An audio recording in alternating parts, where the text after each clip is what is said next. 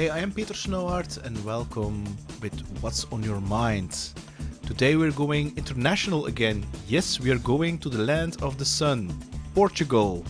And I give you Olga dos Santos Duarte. She's the CEO and founder of ForTrevo. And we're going to talk about all the insights, lessons she has learned throughout her journey as an entrepreneur. Olga has started as a freelancer and then later on as a challenge started her own company. ForTrevo has now 25 people and is still growing, and Olga is going to explain everything. And I can tell you she is very ambitious in her plans, combined with a very warm personality. Enjoy, Olga. Welcome to What's on Your Mind with Peter Snowhart. Every week a guest talks about his or her story, and that story can inspire you to change your own. Here's Peter. Now, first of all, simplest question ever. How are you doing, Olga? Because it's been a while since we talked to each other. I think it's 3 years or 2 years, Yeah, 2 years I or think something. It's been 2 years. We can say 2020 didn't exist. So 2 years. We kind of want to forget a little about 2020. I have something that I definitely want to remember about 2020. My second child born in 2020, so it was kind of a balanced year for me with some positive. But yeah, I'm doing fine. And you, Peter? I'm doing fine. That for 2020, I mean, the combination of working as you're leading the company, and you already had one child, and then having a baby. It's a stupid question, but wasn't that a challenge for you? Wasn't that hard? Sometimes it was a challenge, but I think it was a challenge for other people because I joined a lot of calls with a baby on my lap. I even did an interview for a newspaper with a baby on my lap. So people had to adapt. I said to myself, this is the environment that I have. I'm forced to work from home. I cannot leave my baby. It's not, if you have an animal, you like him, but you can put it a little away so you have a call. But even then, I said to people, if you have a cat, a dog, just let it be. I have a baby on my lap. I'm not concerned that you have a cat on your desk. It does not make you less professional. It does not make you less of a... Actually, it's the other way around. It shows that you are a human being, not some kind of robot doing programming, because you know that's my area. I really like to see that people have lives and they can kind of mix their personal lives with them. But it was a little challenge. But I fully agree with that. And at the same time, I had Jules was then 2 years and a half. No, less than. And so he stopped sleeping in the afternoon. And so he was a lot of the time sitting on my lap while he was watching YouTube Kids on my mobile while I was doing calls. Yeah. And I felt guilty once in a while. I felt guilty because I had a feeling, or it was that voice in my head saying to myself that I wasn't a good dad because he was watching Many YouTube, cartoons. probably. Yeah, and YouTube Kids, so and at the same time I wasn't doing I wouldn't say professional, but I wasn't not doing my job very very well. Did you experience that or It had different phases. So when he was a little baby, it was easier to put them to sleep. You know, little babies sleep a lot. Then he start walking, and when he start walking, he had no. He didn't want to stay on my lap looking into strange people anymore. So he was running around, and he has not the age to also watch some videos. So then it was more difficult to me. But if you ask me if I felt guilty, sometimes yes. You have to feel guilty because you put your kids in front of a camera too many times, in front of a computer, a tablet, something, a phone, too many times. But it was the only tools that you had to. Yeah. You could not Yeah. play with them. If you are playing with them, you are not doing your job, and then it's your job that is postponed. Uh, it was a challenge, uh, more to the people that have 2 year old, 1 year old that already walk, run. Um, so by that time, it was more difficult for me to have him here. So I was blessed that schools opened and he could go to school. But you have to adapt. People also in the other side have to adapt. They have to understand. Even my 7 year old, she was always checking what I was doing. She was always just picking. And if you are talking with a customer, he has to understand that I cannot forbid a 7 year old to just pick and see what the mom or dad are doing. So Mm. it's funny times, but also difficult. I can definitely feel your guilt. What are the names of your It's children? Matilde and Martin. Mathilde and Martin, yeah. Martin. In English, Matilde Martin. and Martin. Yeah. Now, you are a founder, CEO of a company for Trevo. Is this something also that you wish them they start their own company? I'm not sure. It's also I don't know if they decided to do something like that. I will always be there for them. But they have to have the ambition. They have to have the idea that a boss does less than anyone else. It's very very wrong. You have to work maybe twice the other people because you have the responsibility to make sure that everything is okay and people are okay and your customers are okay, your partners, and then you worry constantly that everything is okay. But I definitely enjoy starting my own company and doing things in a way that I think it's the best for the people. Yeah. Now, I mean, you mentioned something very interesting. You enjoy starting your company. I mean, that's also how I know you. You enjoy the building process, the riding the journey of building something small and building into something bigger.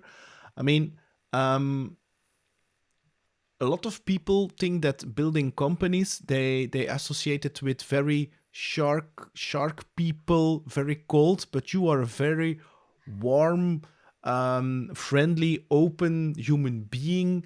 um I mean, what's the drive behind that? Where do you get that joy of building a company and making it bigger, and at the same time being a warm person? Because I think you're quite unique in that, by the way. Well, first, thank you so much. Now I'm not sure what to say, but thank you so much for the compliment. Maybe it comes a little with the culture. I'm Portuguese, and we definitely are a very warm kind of people. In the other way around, I worked for several companies, and I was always picking kind of the things that I thought it were the best things to do in order to make people happy. So if your driver for a company, it's to make your own people happy and not worry about things that they should not worry about, then I think you can have a good relationship with people. And I'm blessed to be around very nice people that help me in the process. They are all also warm, they are also very nice. So it's easier for you to grow and pass your values, if I can say like that. If you pass your values to a circle of people, then they will pass it around, and then you can grow with a good environment. That's kind of my So idea. so for you, the building your own company was really building an environment where you want to work yourself, and Exactly.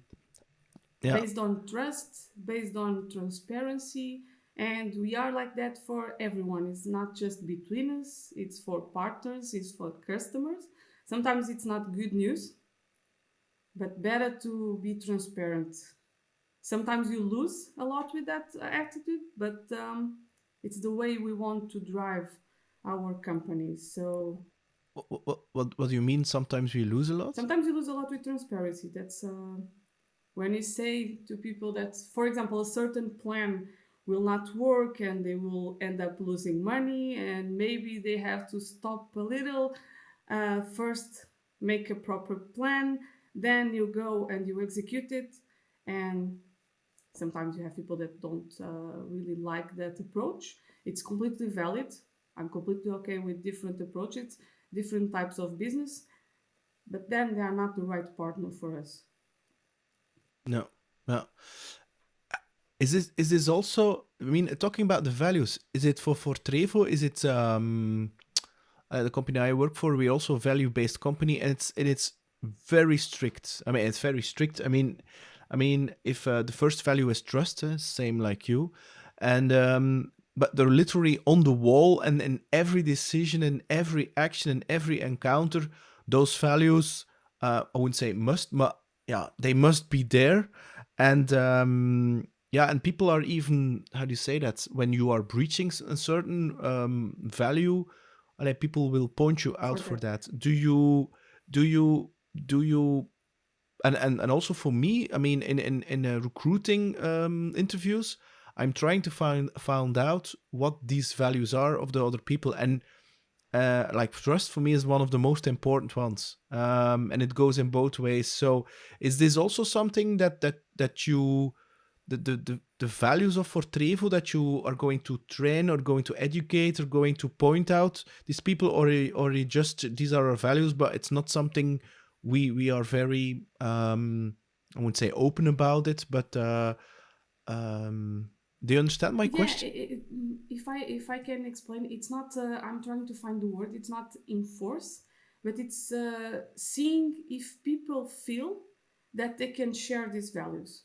And this is very difficult in an interview, and I'm giving away very nice tips for people that I interview. But I'm always looking if they feel comfortable with these values, if they feel comfortable around us, if this is something that they wish for their professional life.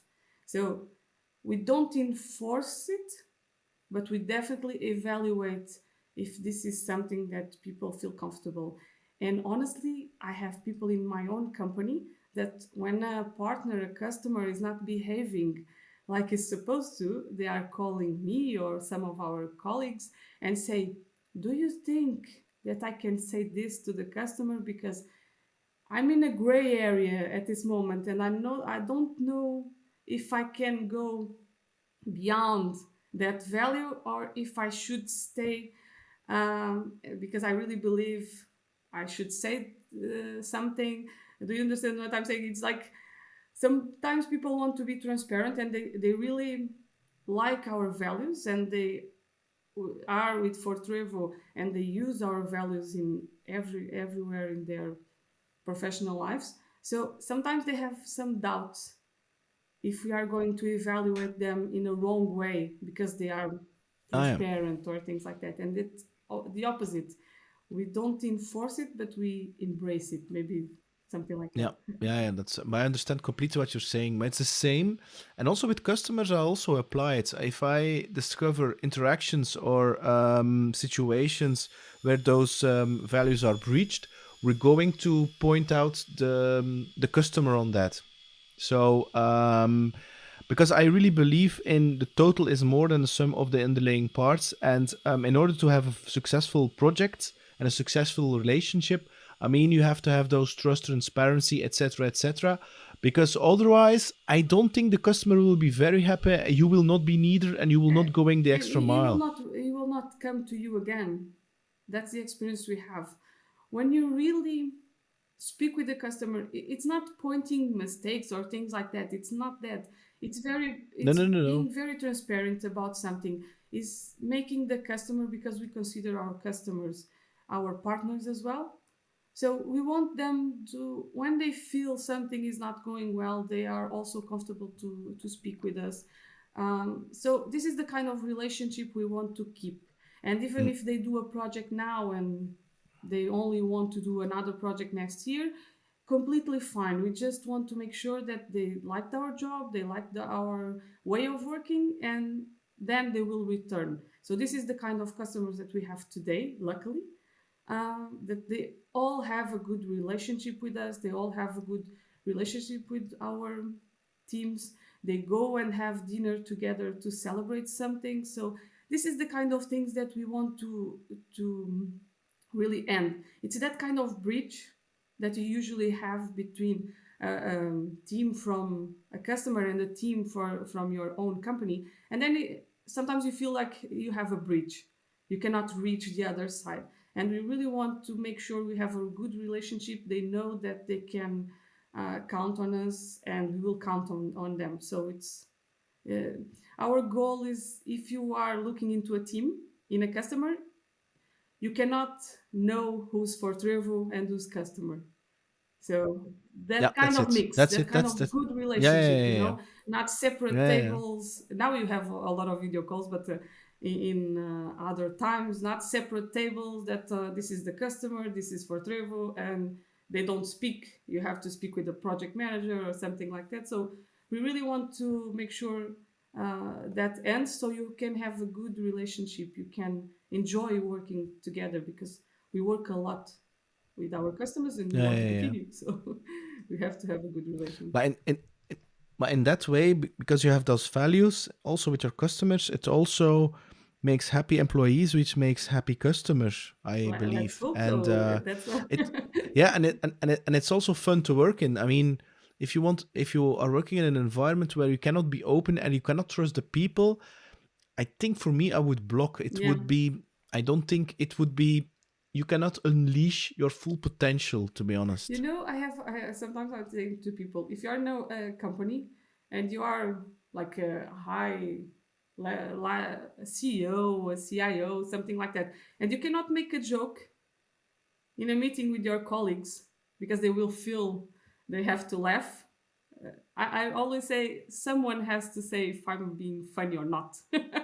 So they also have to have a good relationship with everyone, because we don't have a hierarchy. So they cannot feel there's an hierarchy. Of course, everyone has some responsibilities and they are accountable for different things. Uh, but they cannot feel like they have to be or they have to be approved for everything, or they have to laugh every time I do a joke, because I cannot tell jokes. So I like to have people that tell me, Olga, come on, you cannot tell a joke, just stop it. You are not being funny. Now, where did you get that mindset, if I can call it, or attitude towards values? Were you born with that? Were your parents giving you that? Was it something you learned along the way? It's a mix. It's kind of a mix. There are some things that I feel I cannot tell you where they come from, because I feel they were always with me. When you are looking into something and you immediately feel that's wrong, and you think maybe this should not be done this way, but I cannot exactly say what was the point that some of these values appear in my life. It's a very difficult question. I have to. Yeah, but it was for me when I changed to Santiago. That's where we met. Is that I based that decision to change jobs to the fact that I took my decision more intuitive, by my intuition, and also the fact that I looked at what are my values, and it was as a result of a career Mhm. coaching thing. And they asked me my values, so I had to choose from certain words, and then they were like, okay, this fits now.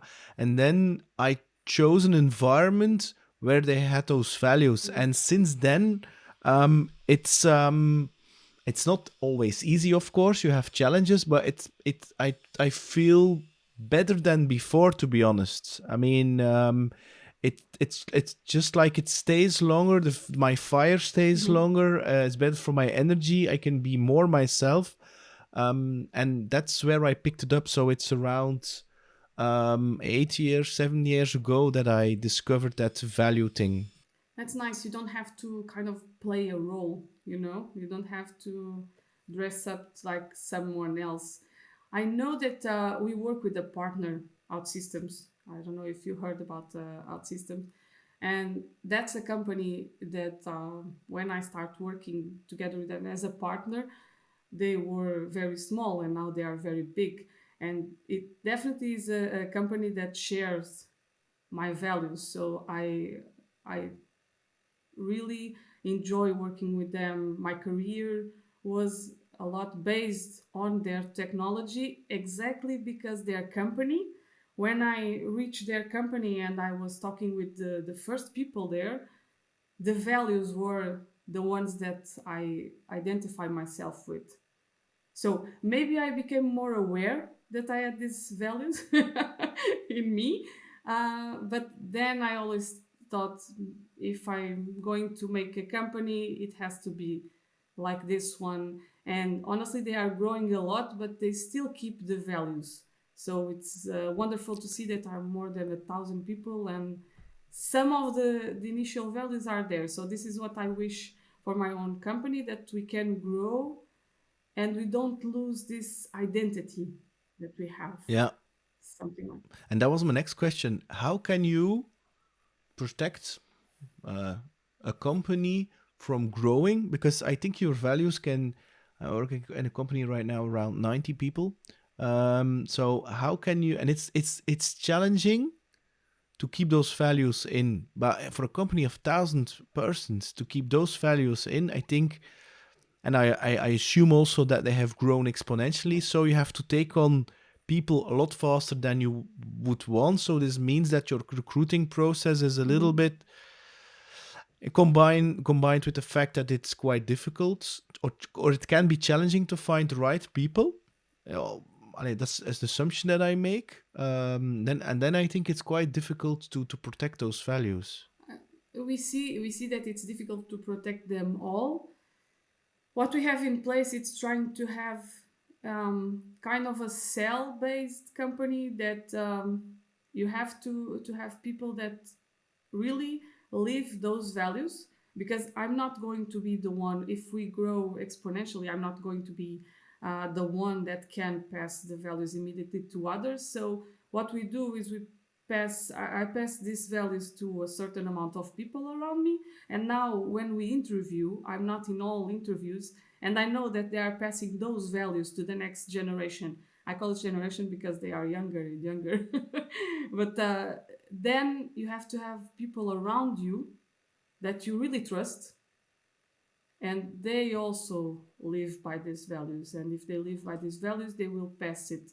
But exactly like it happened with this OutSystems company, they grow exponentially, so not all the values passed.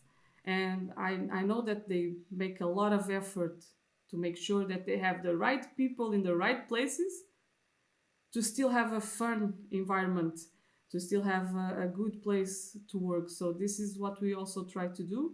Of course, we are around 2025. It's still doable, but these 25 people are the ones that have to pass it along. Not just Olga. We are a team. We are in this Yeah, together. They have to help me out. yeah. Now, that's an interesting thing you're mentioning. Not just Olga. Um, I mean, you have a very successful company. I assume also with its ups and downs, like every company. Um, the 20 people, I assume if possible, you're going to add more people. Your role is going to shift from doing it all, being a sales, being operational, being a mother, listener, friend, for everybody actually, to more like manager style. How how do you see yourself evolving there? Because when I see it with us, I mean, I see the two founders. They hate that kind of managing people. They like the fun of starting a company, and everybody's doing his job and not being playing a boss or something or a leader. Although the structure is very flat, but still people come to you with all kinds of Thanks. Yeah. things. Um, yeah. So how do you see yourself there evolving? And that's question number one. And two is, how is your ego into that kind of thing? Because I mean, having starting a company, that's one thing, but having then 20 people, being a CEO, being a founder, how how how are you dealing with that? Because I can imagine that sometimes you think, yeah, Olga, you're doing a great job. How You do think I'm you? doing that at the mirror? No, I don't. But I mean, No, of but course, first question, how I see myself evolving. Definitely, people are asking Olga stop doing so many things because otherwise I cannot focus in growing the company. So that's something for 2022. Definitely, we have to do that. Uh, I'm already doing a little managing, but in a different style. So I think we can grow for being a manager, but still that manager that anyone can knock on my door. Maybe I don't even have a door, you know?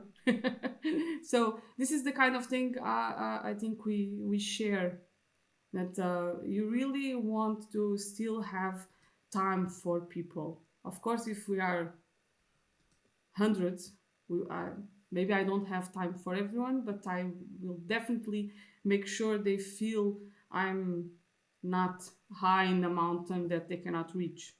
I'm still there. I'm still with them. So they can still call me by my name, please, not some CEO or this stuff is like that. yeah, So they yeah. still have to be able to call me by my name. Second part, ego. I don't want to say I have a big ego. I have a big ambition. And I will, that part, I know I was always like that. It's not a something bad. It's, I always want a little more, even from myself. I always want to go an extra mile and a little more. And people, You want to grow. I You want want to to grow. And grow. people tell me, but you are already there. No, I don't feel I'm already there. I still have so many things to learn. I still have so many things I want to do with the company, with growing the company or having more people joining us.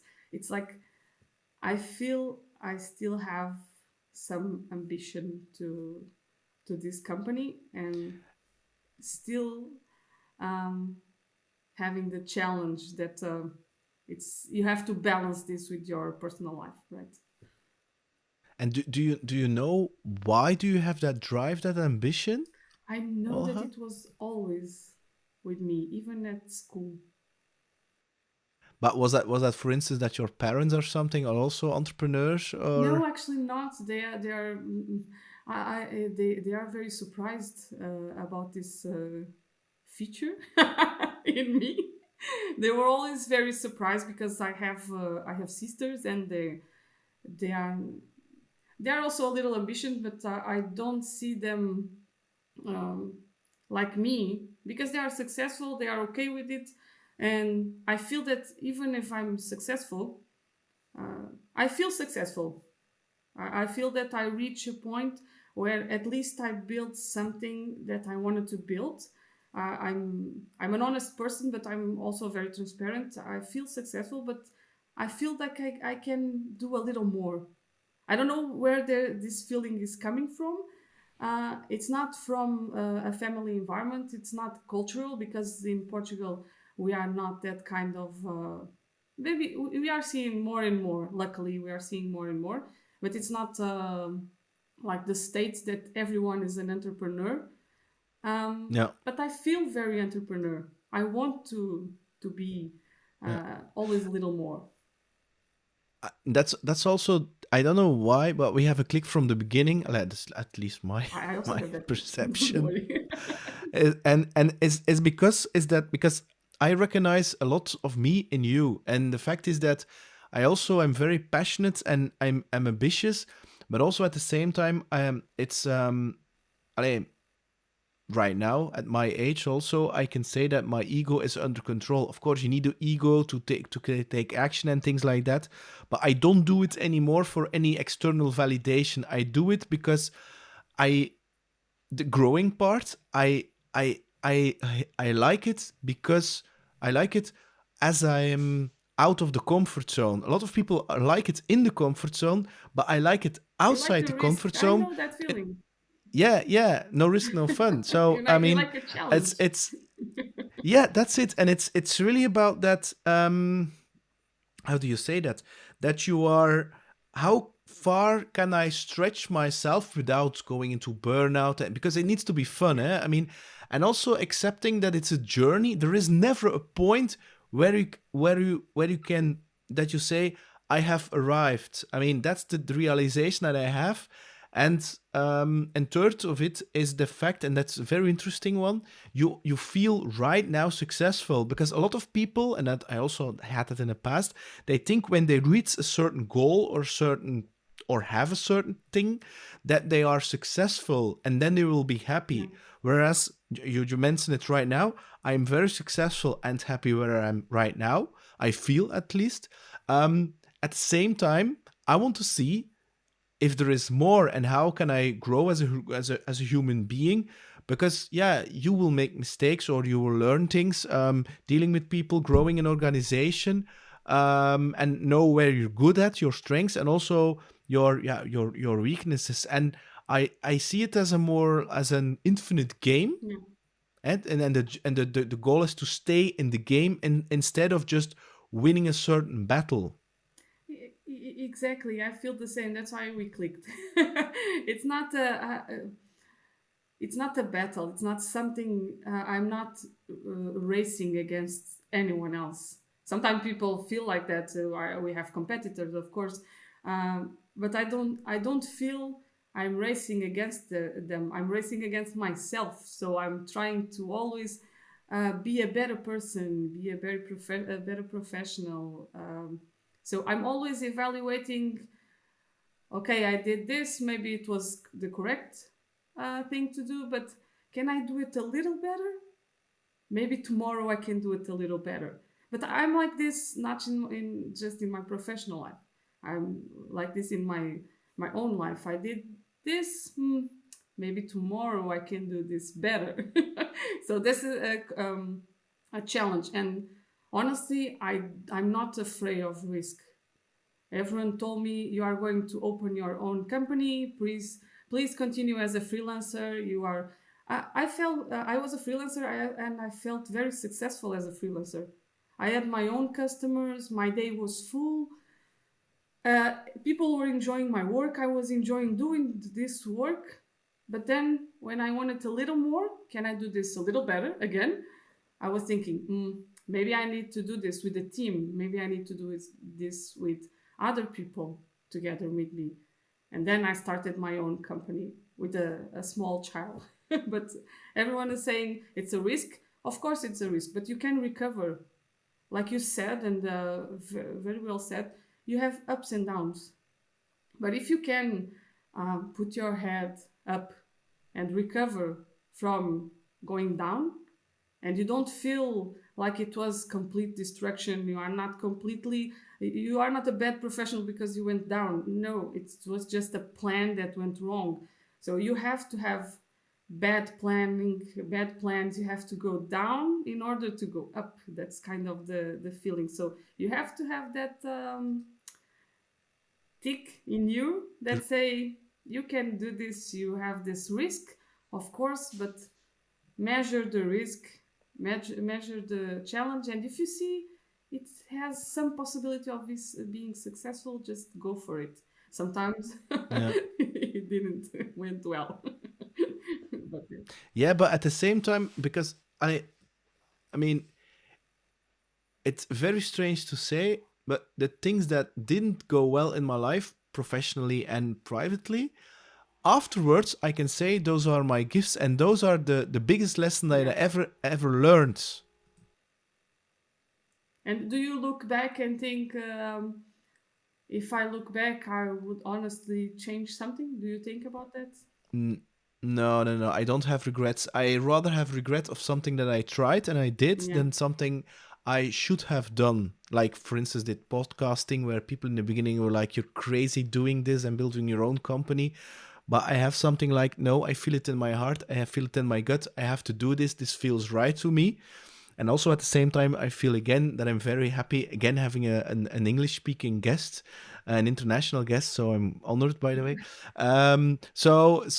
No, I don't. And that's again an ego thing. Yeah. I mean, if you attach it a little bit too far to your identity, this went wrong.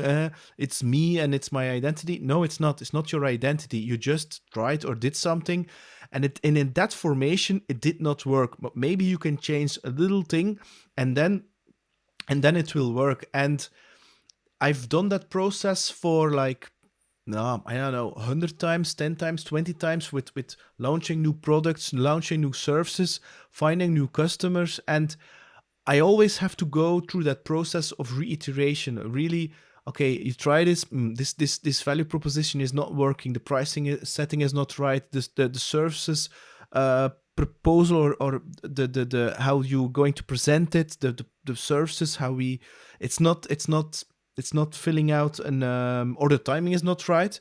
So, and I like that. For me, it's, and you also are aware, I think I'm also a musician, Yeah. is the fact that for me it's all about creativity, and it's about, and I like that creativity of playing with certain components, and yeah, trying to figure out what is the exact mix of those components that make it happen. And it's components are product, services, pricing, people, and customers, target customers, things like that. And I like that game. Yeah, and you are Do you enjoying do, it. do, you- do you do you regret certain things that happened in your life? Honestly, no. It's a lesson. Like you said, it's a lesson. And when I saw that you were launching your own podcast, I was thinking, go Peter, go Peter, out of your comfort zone. You will be successful. And how many years you have now of podcasts? Maybe already It it's almost almost two, and two, it's right? one of And the it's yeah, I see and so it's many guests that you have, so many good conversations. I listen to the ones in English, some of the others that don't, I cannot understand them, but the ones that are in English, I really feel like they're having fun, and you are having fun. So this is really you. So even in a podcast, you put yourself in it, and this is mhm. also how I roll, if you can say. I put myself in the things that I do. So, and I saw that you are now a musician, right, playing the guitar. So it, Yeah, but I've been a musician for years, so it's about it's something you also said like half an hour ago or 10 minutes ago. It's, well, first of all, it's you do you and me do me. That's the thing, and it's really embracing yourself, who you are as a person, and being authentic in the world. And the second thing is that being in the business or being professional does not mean you have to play a certain person and dress up with a costume, and you think you have to play a certain cold, sharky person. In the past, I thought that business, being business, working in business, that it is like that, but it isn't. Absolutely not at all. At least not for me, to be honest. and some certain people still think it is, but then you have to really deal with it. And if you can be yourself in a positive environment, you will be able to be yourself in a more negative environment, because we have those. I'm not going to say everything is sunshine and rainbows and everything goes well, and the, there are certain meetings or prospect customers that I have to adapt also to their reality. I have to be the person, okay, I'm being transparent, but everyone else is more um, serious, more formal. Then should I play? Sometimes I'm thinking in my head, should I play this role, or should I show them that I can be formal, but at the same time we can enjoy being in this conversation together? Is this something I can do? And sometimes it goes well, sometimes it doesn't. But I honestly, you have to read the room and see Yeah. if it's a doable. Let's put it Yeah, like that. that's Yeah. it. Yeah. And that's a very interesting one. Read room and feel. I mean, and now I'm going to give you one of my tips how I do that. Nice. So feel the room, read the room. Is a skill that not a lot of people have, and I one of the things that I want to test out is I throw certain comments, statements, in order to feel the room and to feel also where the I wouldn't say the limit is, where the Mm-hmm. border is, Yeah. and sometimes it's It's too very far, too and I'm far. like, Yeah, you see it in and their I'm like, faces immediately. You see yeah, immediately in yeah, their faces that they are not there for those kind of yeah, statements, words, fun jokes, yeah, something like yeah, that.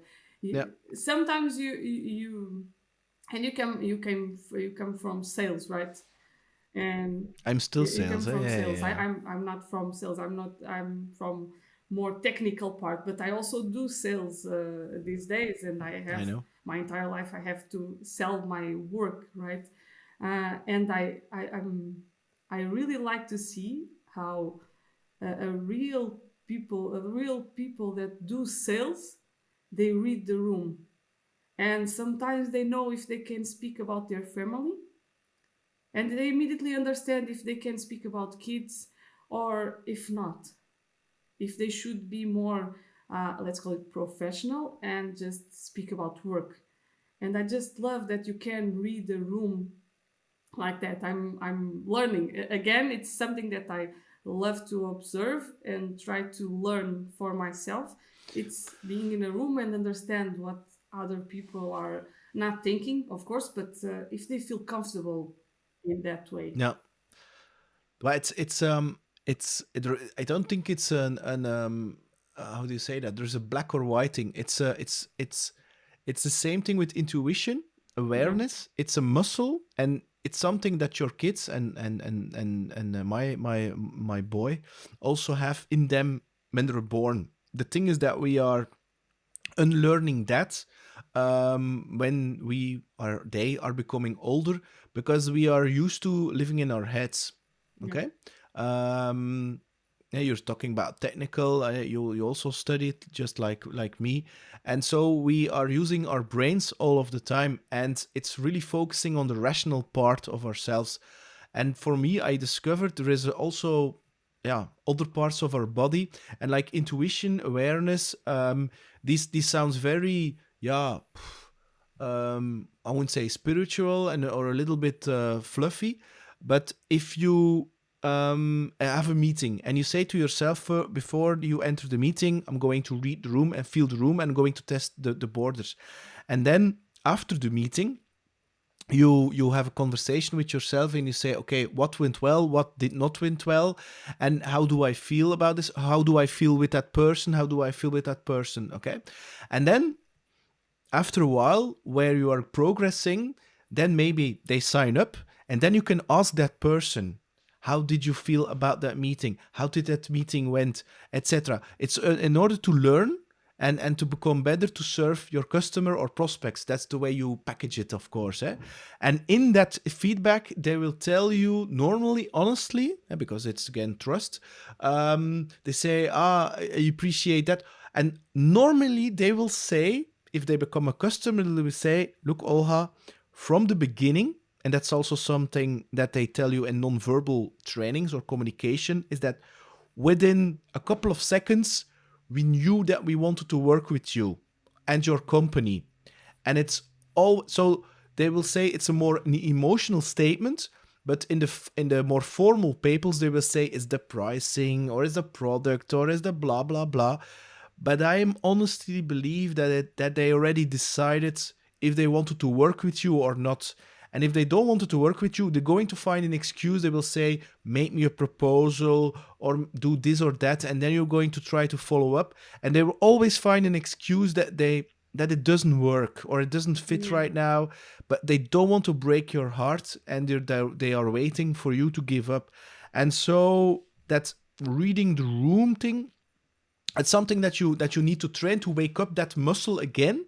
and it's a very intuitive thing. I mean, I had a VC on the podcast, and he felt in his intuition or gut feeling. I'm going to make it a little bit black or white. And he was looking for a partner, sort of co-founder partner. And his head was saying, yes, because we need that person on paper because of all criteria and skills. But his gut feeling was like, it felt off. Huh? And then he learned the hard lesson that after, 6 months, it was off. It was off. And and that's it. And that's the thing that you can learn. It's also feeling the room that you're feeling like there's something wrong in my stomach here with that customer or prospect. Something is not going right, and it looks rationally going right, but it isn't. But it's something that you need to stand still for yourself after the meeting and feel what do I feel right now? What's coming to me? Because it takes some time to really. Is it to really know, is it my ego, or is it really something deeper, something more silent?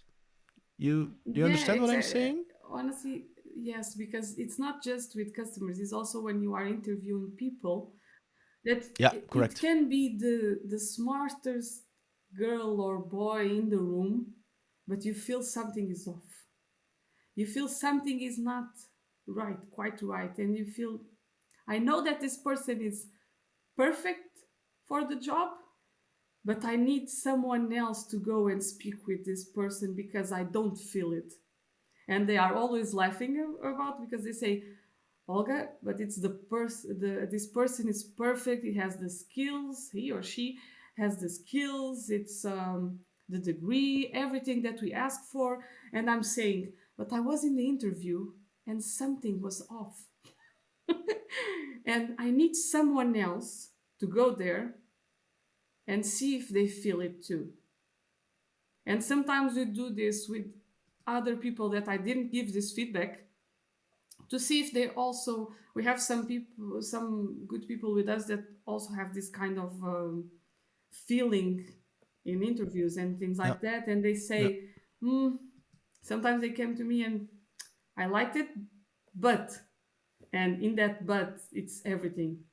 Then we have to make a decision. Are we going? And I can tell you, we learn, like that person that you were telling, we learn the hard way. Sometimes we go and we hire the person, or we gain the customer, and then a few months later you are suffering with that and you are trying to fix a problem. So, but I also learned it the hard way, because sometimes you're in a need for, because your organization is suffering, has pain, because you need that kind of role. And the thing is also, if I wanted to add to that, is that you as a role, you are CEO or founder, and my role is sales director. It's just a title, But the thing is, what I also noticed and what I learned the last 2 years is that, and if we're talking about candidates, people are going to look you up normally on LinkedIn, so they know what your role is, and they also sometimes can play a certain character to play towards that role.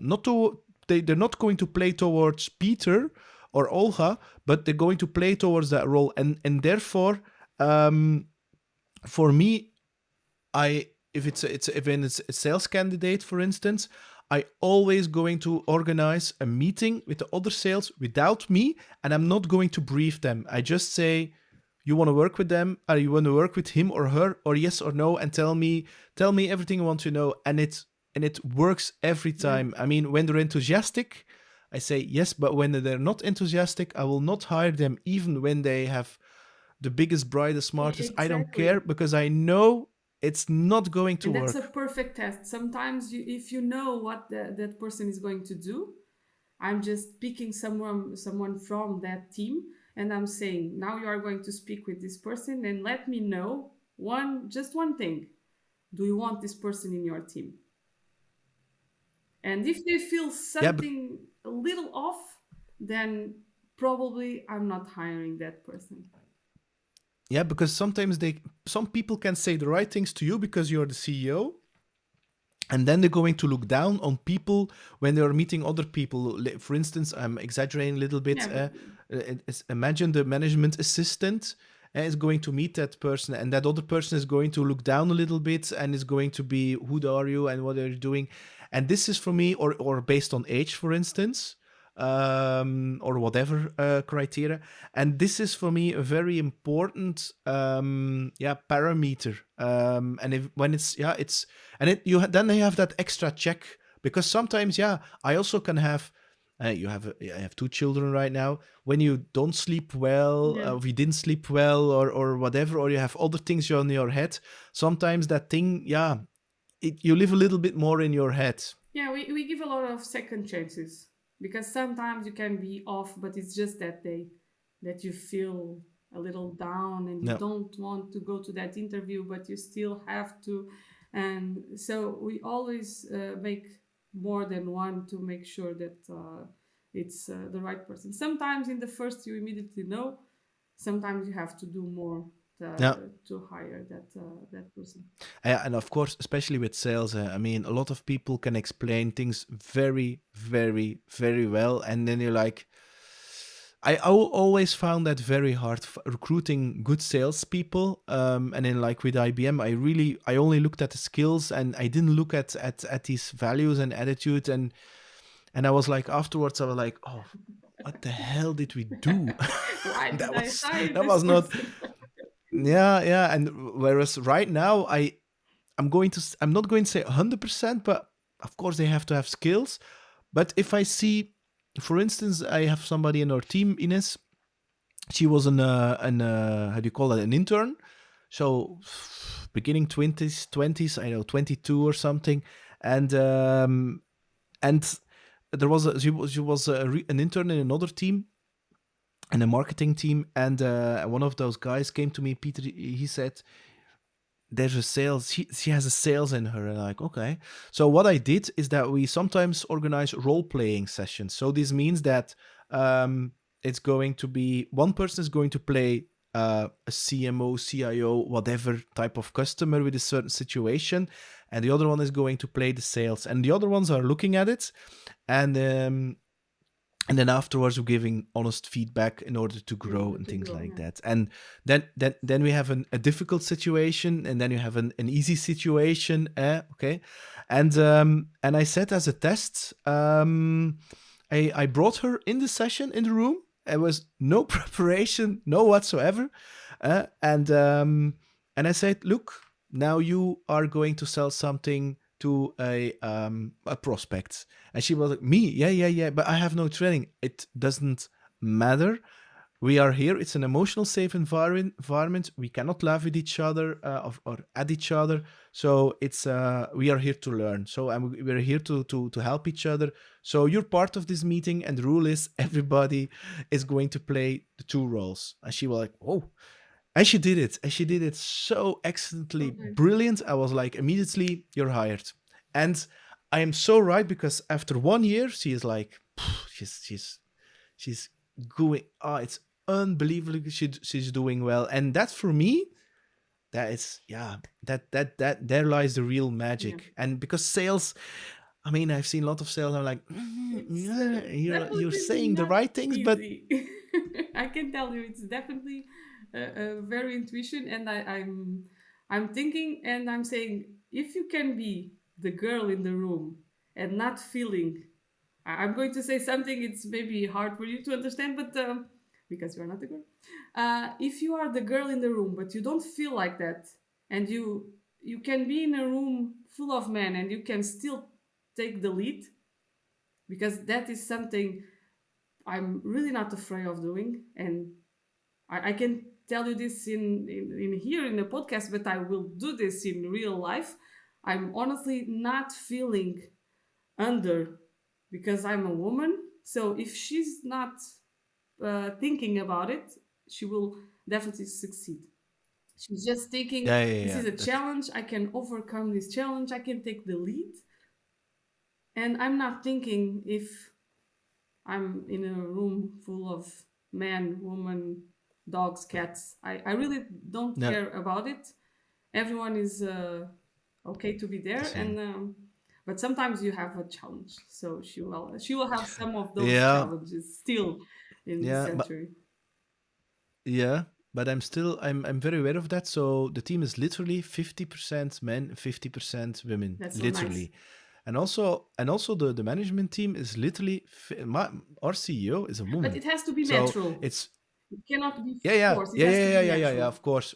Yeah, yeah, yeah. Of course, it's yeah, yeah. Of course, it's yeah, yeah, yeah. Of course, it's not yeah, but it's true. And at the same time, if we are now talking about that aspect, and this is now I'm going to I don't know hate things, but I prefer working in a more female energy. I'm saying energy. Yeah, Be I'm not careful. saying. Yeah, yeah, yeah. It's a balanced Yeah. out male female energy because the whole macho alpha male thing is not my typical culture, and I know certain companies are like that. Although some people think I'm an alpha male, and it's fine.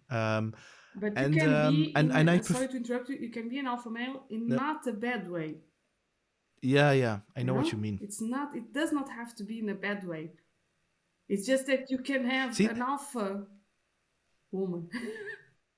yeah, but that's the thing that I admire with you. I mean, you just mentioned leading, and that's the thing with you. You are leading and at the same time warm. Warm and leading can be in the same I hope so. sentence. Yeah, of course. And you take the how do you say that? Yeah, you subtle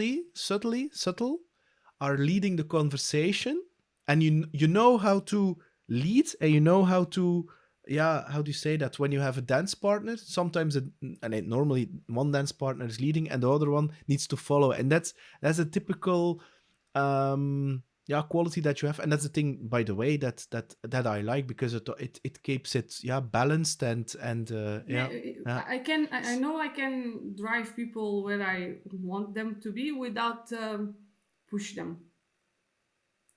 Because I have to yeah, feel that they want. If you are talking in kind of an hypothetic dancing partner, I want them to follow me to the right or to the left, but they have to want to follow me. You know what I mean? They yeah, have to yeah, yeah, want. yeah, yeah. But But and I'm and still and leading. yeah, yeah, but you're going to make them realize that they decided it for Yeah, themselves and that they see a benefit for themselves, that they are following you. So in a very subtle way. So not in a command and control way or pushy way. I don't believe in no, that no. actually, because it will backfire you and you will create a false kind of trust in your Yeah. organization. People will play that they trust you, but they don't. Sometimes, and I people can tell me sometimes I'm bossy, but it's also in not that bad way that if I'm being bossy, they can tell me if they like it or not. Sometimes you need yeah, to but that's tell people what to do. You have certain a certain person that needs more guidance or less guidance, and sometimes I'm telling people what to do, like in instructions, A to B to C, one, two, three. And if they feel comfortable saying, Olga, this is exactly what I needed, then I'm being bossy. I know I'm a little bossy, let's be very transparent. But they don't feel, I hope they don't feel it in a bad way. And if they do, yeah, they they respect you. have to tell Yeah. me. Yeah, yeah, yeah. But I also think that certain people, and I have the same, they call me red in terms of colors. And this means that I am, what I don't like is a lot of meetings, people meeting for just meetings and not taking any decisions and not taking any next steps or actions. So then they come to me, and then I feel between the lines that they want me to take a decision, and it doesn't matter if it's the right or the wrong one, because you don't know at that time, at that moment, if it's a good or a bad decision. But and then I'm like, okay, what's the case? This. We're going to do it this Yeah. way. Do you agree or do you disagree? And then they say, oh, agree, But fine. If they can I disagree, that's say also something? fine. Yeah. Sometimes they don't tell you Yeah. if they agree or disagree, and you just have to go with your idea. And when you are doing your Uh, idea, they say maybe, no, maybe now. Then I'm bossy. No, maybe now. You had your time to help me out. You had your time to say that this was not a good plan. Now we are following it to the end. And if it goes wrong, you are here with me to help me fix it. Because Yeah. sometimes you have to Yeah. make Love it. decisions, Love and it. it's as you can imagine, one of my responsibilities is make a lot of decisions. So I definitely want people to feel comfortable, but sometimes they are not, and I'm making uh, a decision with some data available, Yeah. not the entire context, like you were saying, Yeah. and immediately maybe that was not the best, but now we have to follow with it. It was a decision, it was in the moment, we have to go with it. We need someone to take full responsibility for it, and that's it. Then I'm Yeah. there. Yeah. Yeah. And then adapt. If Yeah, decision then was not adapt, right, you adapt and fix it. you learned. W- Yeah. That's it. we are problem solvers. Everyone in our company Yeah. likes to call themselves problem solvers. So if you want to solve problems, you have to have them. If you want to be a solution, then you have to have a problem to fix. You don't have to create the Yeah. problem. But if you want to be a problem solver, then at that moment that the people need you, you really have to come and be responsible and accountable for the things that you said you will do. So,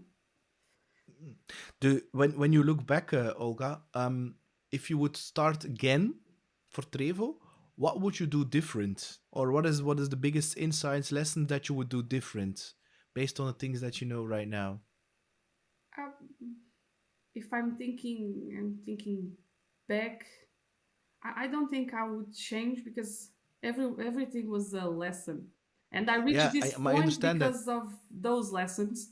Um, But I know that, but it's hypothetically because I fully agree. But I mean, imagine I would um, make more decisions. It's an example. Make more decisions from my intuition, or I would implement the values a little harder, or recruit people based on, or I would hire first a marketeer and then a sales, or I would immediately hire three sales or one marketeer. What would be the things that you, if you look back, maybe I in would that have done the. strategy point of view, I'm still missing some roles in our company, and I honestly would like to maybe back in 2019, just thinking, Olga, please hire that person, because now I'm still struggling with those things, like someone more in the in the sales area that we didn't immediately went there.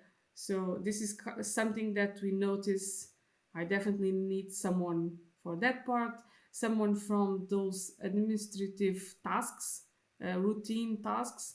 We needed that person sooner, and this is the kind of things that you learn. So if I wanted to start over, this kind of roles, I would immediately hire them, the sales, the administrative part, and maybe someone even just a few hours as a marketing. Because we notice that Yeah, it marketeer. does a lot of difference having a presence, a social media presence, being outside, having an image, an identity, um, and maybe, just maybe, we are doing some not management meetings, but I have some people that now I'm checking what kind of roles they really want to do in the future. So not that I needed to do this sooner, but as sooner as the sooner the better, like they say. So we are doing it now, and if I imagine that I'm starting over, then this was some amount. This person were with me already in the beginning, Mm, so yeah, maybe these conversations would start sooner.